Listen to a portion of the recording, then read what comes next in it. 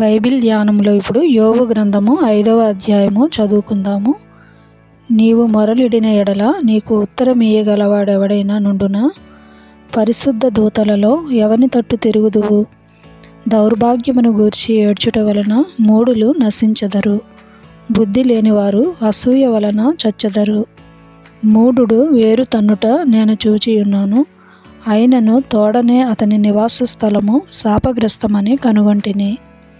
అతని పిల్లలు సంరక్షణ దొరకకయుందురు, గుమ్మములో నలిగిపోవుదురు. వారిని విడిపించువాడెవడునూ లేడు. ఆకలిగొనిన వారు అతని పంటను తినివేయుదురు.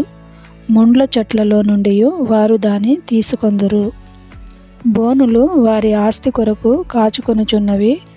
శ్రమ ధూళిలో నుండి పుట్టదు, బాధ భూమిలో నుండి మొలవదు. నిప్పురవ్వలు పైకి ఎగురునట్లు నరులు శ్రమానుభవమునకే పుట్టుచున్నారు. అయితే నేను దేవునిని ఆశ్రయించుదును, దేవునికే నా వ్యాజ్యమును అప్పగించుదును.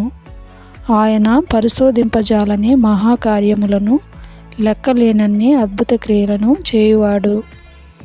ఆయన భూమి మీద వర్షము కురిపించువాడు, పొలముల మీద నీళ్లు ప్రవహింపజేయువాడు.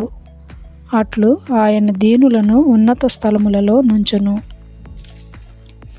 దుఃఖపడు వారిని క్షేమమునకు లేవనెత్తును. వంచకులు తమ పన్నాగములను నెరవేర్చనేరకుండా ఆయన వారి ఉపాయములను భంగపరచును. జ్ఞానులను వారి కృత్రిమములోనే ఆయన పట్టుకొనును. కపటుల ఆలోచనను తలక్రిందు చేయును. పగటివేళ వారికి అంధకారము తారసిల్లును. రాత్రి ఒకడు తడువులాడునట్లు మధ్యాహ్న కాలమున వారు తడువులాడుదురు. బలాఢ్యుల నోటి ఖడ్గము నుండి, వారి చేతిలో నుండి ఆయన దరిద్రులను రక్షించును. కావున బీదలకు నిరీక్షణ కలుగును, అక్రమము నోరు మూసుకొనును. దేవుడు గద్దించు మనుష్యుడు ధన్యుడు. కాబట్టి సర్వశక్తుడగు దేవుని శిక్షను తృణీకరింపకుము. ఆయన గాయపరచి గాయమును కట్టును. ఆయన గాయము చేయును, ఆయన చేతులే స్వస్థపరచును.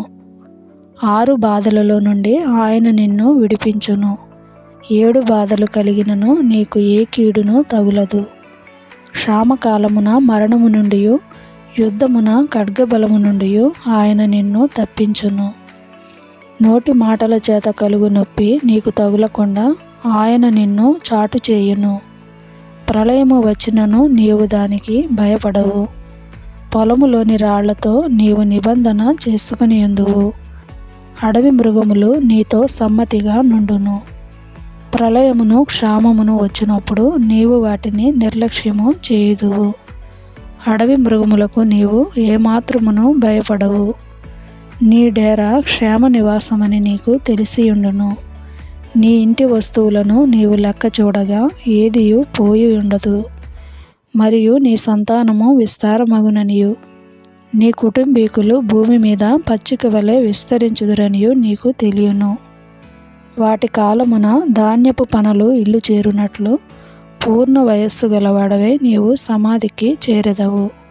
మేము ఈ సంగతి పరిశోధించి చూచితిమి, అది అలాగే ఉన్నది. ఈ మాట ఆలకించి నీ మేలు కొరకు తెలుసుకొనుము.